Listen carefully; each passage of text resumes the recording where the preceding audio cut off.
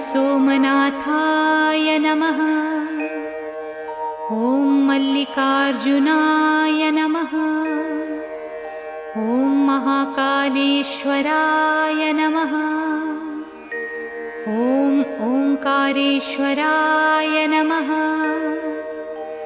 ॐ वैद्यनाथाय नमः। ॐ भीमशंकराय नमः। ॐ रामेश्वराय नमः। ॐ नागेश्वराय नमः। ॐ विश्वेश्वराय नमः।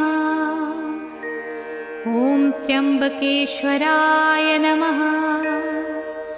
ॐ केदारेश्वराय नमः।